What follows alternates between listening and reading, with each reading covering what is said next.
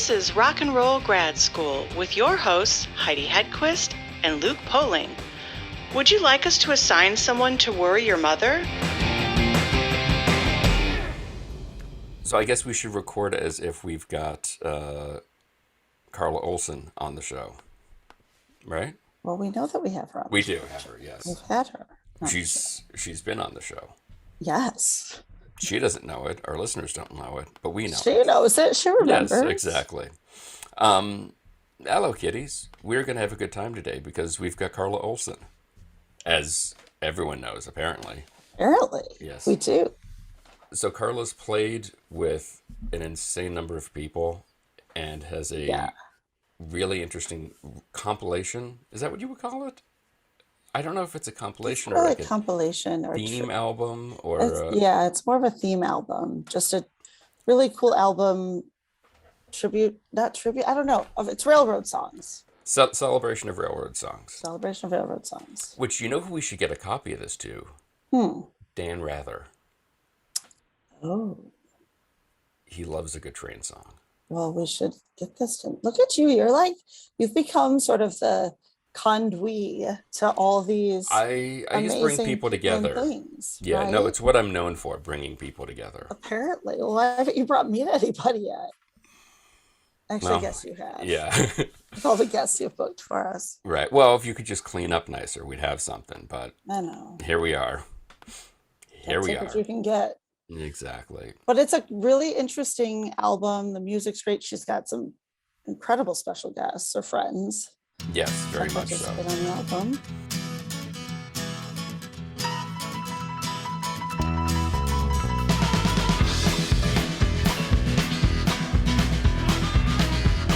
So this idea of doing an album of railroad songs, how did this come about? It seems like something like this great old timey. There we go.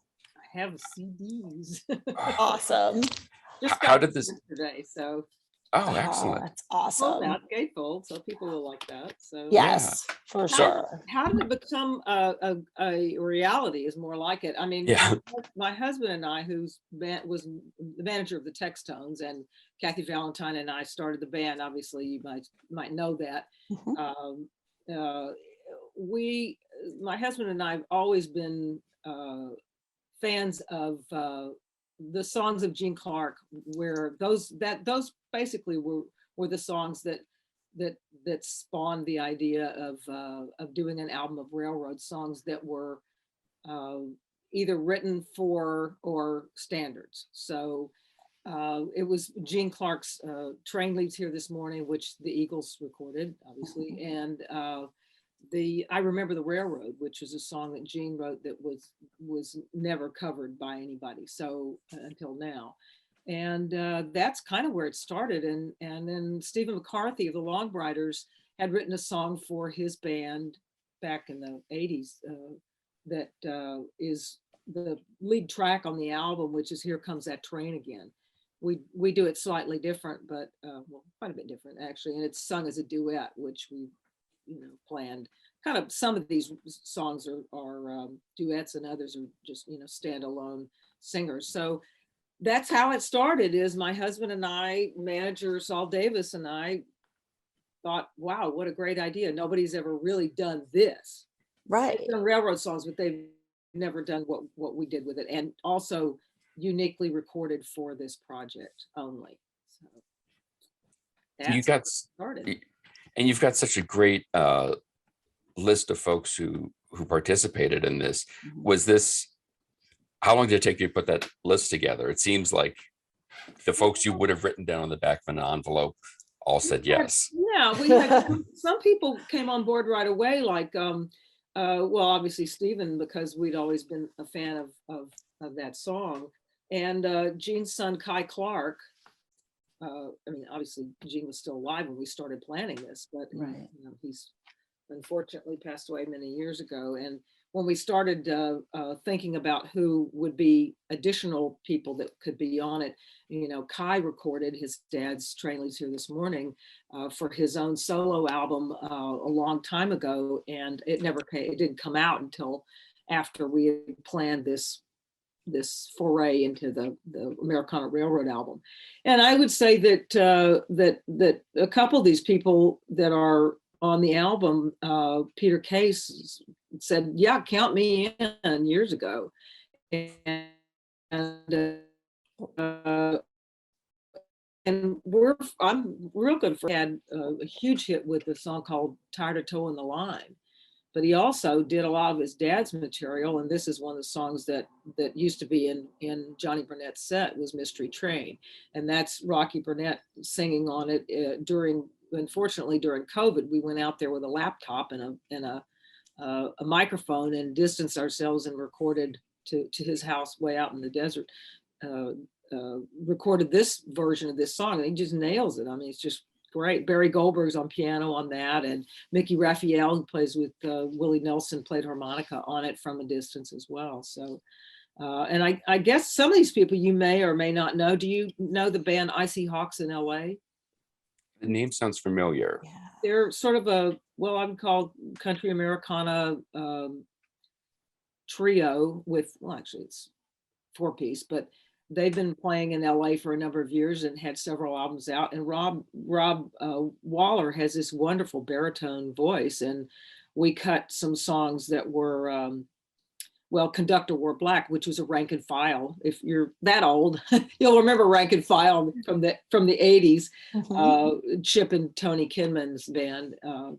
We did the song Conductor Wore Black because it was kind of an homage to Tony, who passed away last year, and Tony also had a baritone voice. So and I guess Dave Alvin came to the studio when I was recording this stuff before the lockdown with a song that he had written about his friend Bill Morrissey, and Bill passed away a number of years ago. God, I sound like doom and gloom here, the Rolling Stones, doom and gloom.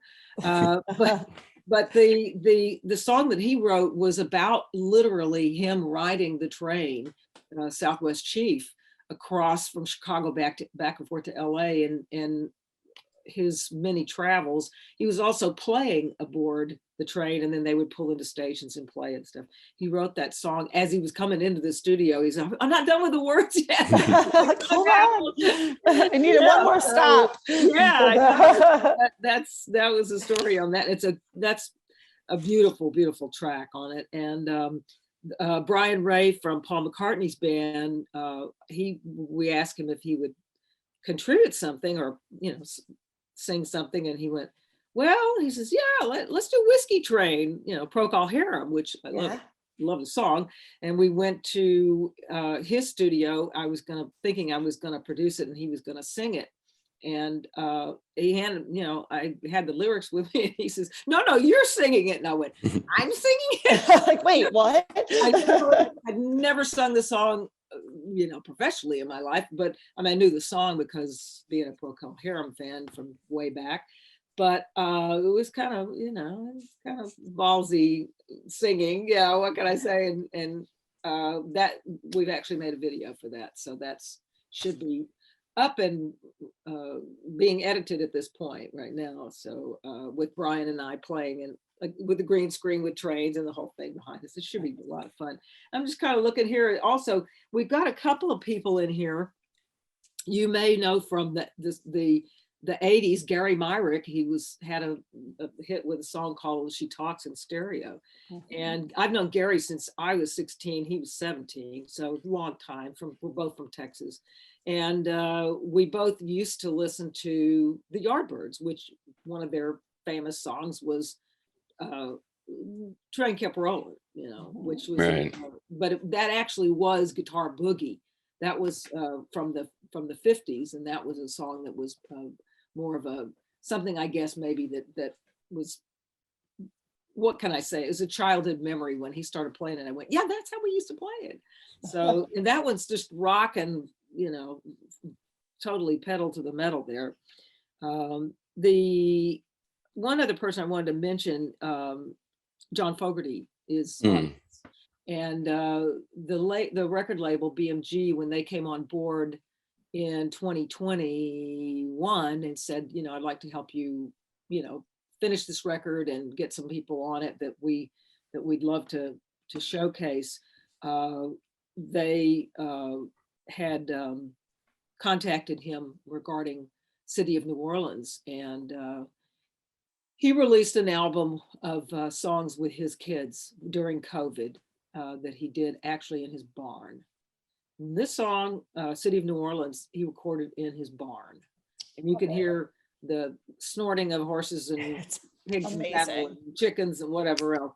And then I also recorded Mickey Raphael on harmonica on it because it seemed like it needed an answer, call and response kind of thing. So that's another track I wanted to say that we're really happy that we were able to pull that, you know, out of a hat. John York from the Byrds is on this with Runaway Train, which is obviously a metaphor, but it's he's one of my favorite people. I've known him for years. He was in the Byrds after Gene Clark left, and he was in the band with Roger McGuinn and Michael Clark and those guys. But anyway, we're just happy that we were able to finish this during COVID, as I was saying before, a little bit dodgy, and but everybody seemed to want to participate even long distance. So we're happy to get that pulled off. What can I say? Everything during COVID was a pull off, you know. Yeah. Pull that off, you know. Right. Being super resourceful. Yeah, super resourceful. Well, everybody became resourceful. So Well, that's it. So one of the other folks I wanted to mention was Dom Flemons of the Carolina Chocolate Drops, who is on here as well, who is lovely. And again, you have such a great, you know, span of musicians as far as ages and eras that they work in. You know, I mean, did you have a list of these songs? It seems like so many folks just showed up and were like, I'm doing Train Keeps Rolling. It goes like this. Used to go like that. The songs that the artists and songs that I put together and produced in studio, and obviously with such file sharing, etc. There are 4 or 5 in here, 5 maybe, that I did not pull out of the rabbit's hat myself. Dom, and there's also Dust Bowl Revival. Our publisher, BMG, which is also a record label, Right. that's been my publisher. BMG's been my publisher since they bought Bug Music back in the early 2000s. Those were their contributions. Alice Howe, who is wonderful, what a beautiful voice she has, and Deborah Popink, and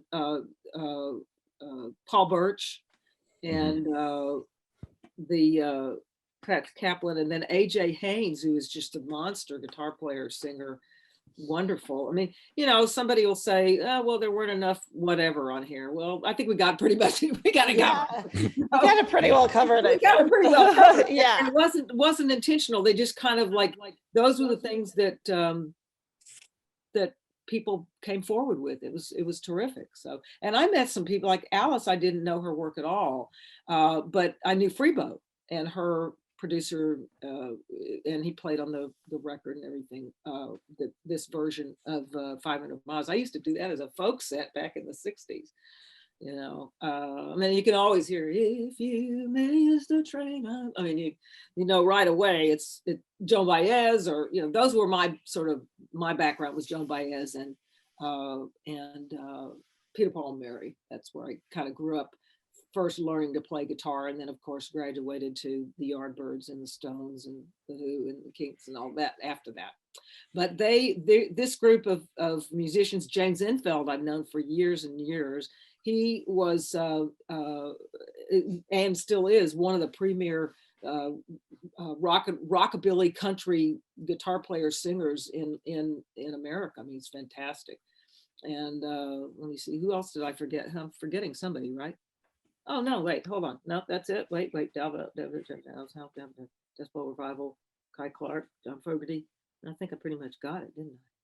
Yep. I mean, that's an amazing list to remember. It's 19, so Yeah. That's outstanding. Yeah. So and Stephen McCarthy and I did Remember the Railroad, you know, because that was Gene's song that kind of got this whole project started, was that and Here Comes That Train Again and Train Leaves Here This Morning. So yeah. Was there any song that after the fact you went, oh my gosh, we should have included that one? Now we got to make a second album. Yeah, there were a couple things that I really, really wished I could have done. Railroad Lady, which was a song written by Jimmy Buffett and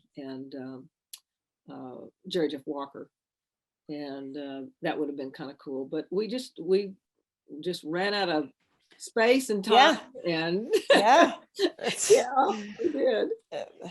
What's interesting, because I feel like looking down the track list, it was like, oh, well, of course, these all make complete sense and are great songs. And then afterwards, I kept being like, because at first blush, you're thinking, there can't be that many Train songs. Oh, there's so many. Whoa, So okay. many. If you include the career of Jimmy Rogers, exclude Sure, him, exclude exactly. him, forget the singing brakeman.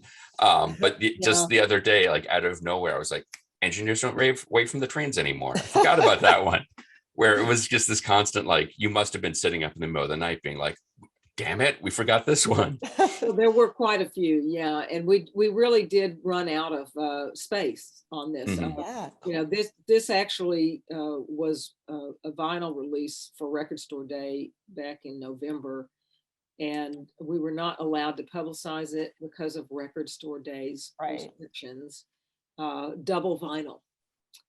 But unfortunately, it was a limited run, a limited edition, and I don't know if you can maybe still find one or two out there. But that was in November, and we were trying to do a simultaneous release with the CD, but they didn't want us to do that. So we were kind of hands tied, etc. So yeah, there were some regrets in that regard. But other than that, I think the people we have on this record are just worthy of every note they sing and play. And I'll go back to my favorite, not my favorite track, but my favorite sentiment is Dave Alvin's track, which is Southwest Chief. You listen to it and you tell me if you don't cry. I mean, every time I was in Europe when I got the first mix of that, and I was doing a tour with my partner, Todd Wolf, guitar player. We were doing a tour of Europe in November and December of 2019. And we literally got back in under the wire before the world started getting COVID. Right. And I was listening to this in somewhere in Germany, in some one of these house concerts that we played, and they put us up in a wonderful, like a chalet, and it's snowing like crazy. And I'm looking out this window at 5 o'clock in the morning at the snow glistening all over the city, and had this wonderful view of the Rhine, and just an incredible place. And put my headphones on and started listening to Southwest Chief, and I just started to just bawl. I missed home, missed my family, missed my pets. I was glad to be there. And now in retrospect, it was kind of the last time we were able to do that for a long, long time. But just hearing Dave Alvin, Dave Alvin is just, it's got this everyman's voice. It's not like he's a pop star or any of that, where you can listen to something and go, oh, wow, like Queen or something. It's like just every man.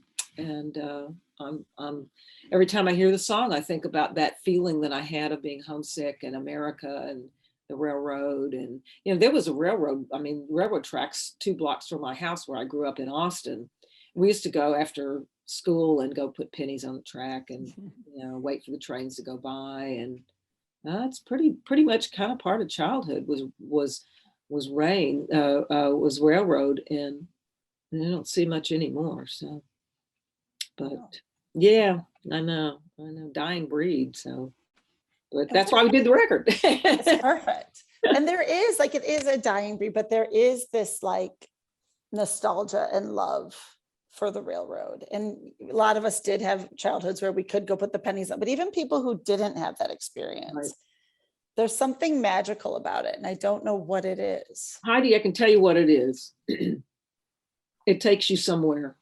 It's going somewhere. And even if you're happy where you are, or like I had a happy childhood. My folks were great, and brother and sister who it didn't abuse me too much. Always Yeah. funny. But the idea of travel is extremely attractive to people, and the idea of being somewhere that you've never been. True. That's where the railroad takes you. So it does actually pull at the strings of greener pastures, or let's go have a Pee-wee's Big Adventure, whatever it is. That is it. I mean, you really kind of think, wow, when you see a train, you don't see that. Maybe airplanes to some extent back in the 50s, 40s, 50s, 60s. You would get that nostalgic, oh wow, I'd rather be on a plane going somewhere. But really, trains kind of did that. You really wanted to be on that train and have somebody come in the dining car and serve you coffee out of a silver pitcher. Just those things are just wonderful. American, not just American, I'm sure the Europeans and other countries too have the same feeling about trains. But I think that's kind of it. It's romantic. Very romantic. Well, that's the interesting thing. Like you just mentioned the fact that, train travel is worldwide, yet for whatever reason, it's sort of latched on in the psyche of American songwriters, folk singers. I mean, Woody Guthrie, like it is so ingrained in folk music that turned into rock and all of this. Like it's just something that seems very American, even though it's not. And an extremely heavy metaphor. I mean, trains have been used for metaphor for everything from, drinking blues to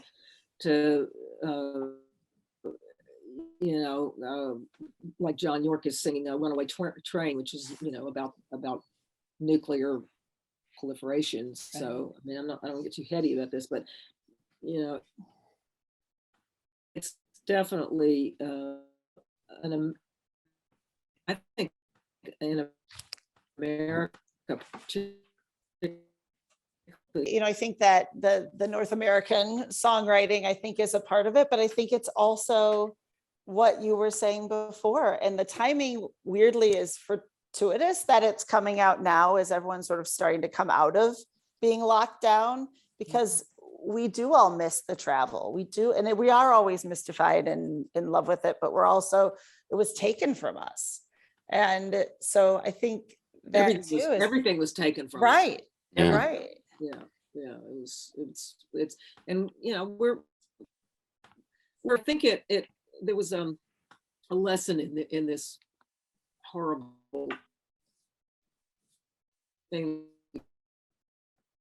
all endured, and luck is that life is precious, time is precious, and make the best of what you can, and we always think about those things, especially people my age. I'm going to be 70 in July, so I'm like, yeah, there's a lot less time left than there was that I've already lived, so I better get this done. I mean, whatever it is. And you find, I think, that the procrastination that people had before this is, I think a lot of people have kind of gotten over that. They're kind of starting to realize, let's get it done. Let's get stuff done. Just do it.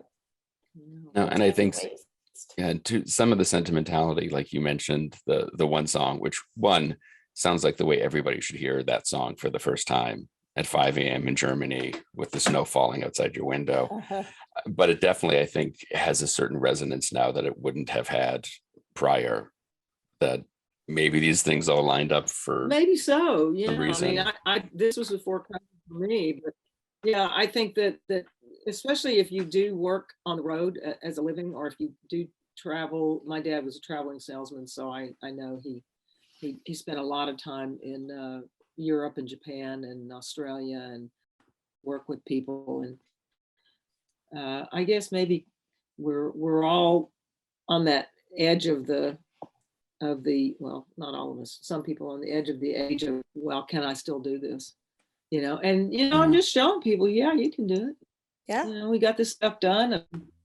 I still love performing, but I've only performed for a crowd twice since December.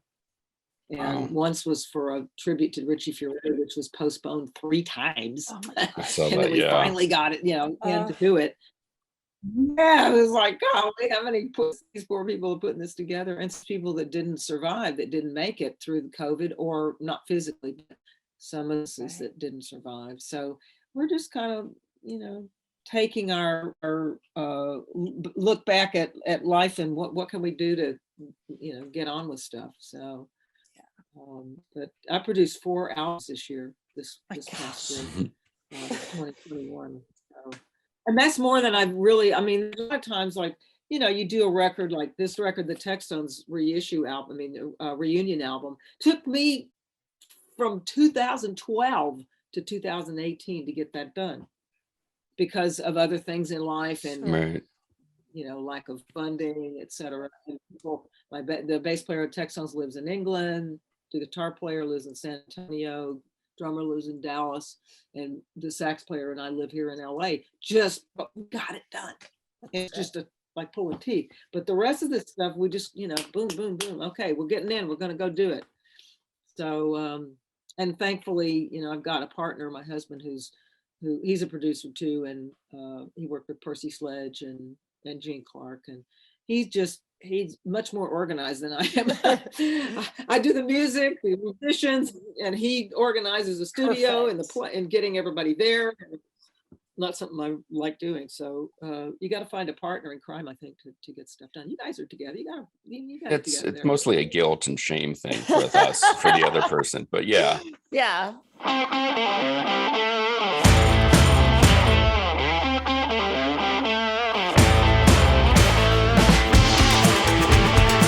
Americana Railroad, featuring Carla Olson, Dave Alvin, John Fogerty, and a whole bunch of other people, is available June 17th on Renew Records. For more information, check out Carla's website, carlaolson.com. You can check us out on all the various socials. Be sure to visit our website at rockandrollgradschool.com, and don't forget to leave us a review. Today's show is produced by myself and Heidi Hegquist. Our reluctant producers are John Sauvé and Sandy Stone. Our willing producers are Rachel Allen and Randy Jeanette. Our intern is Zach Jackson. This one's for Philippe. Thank you, good night, and may all your favorite bands stay together.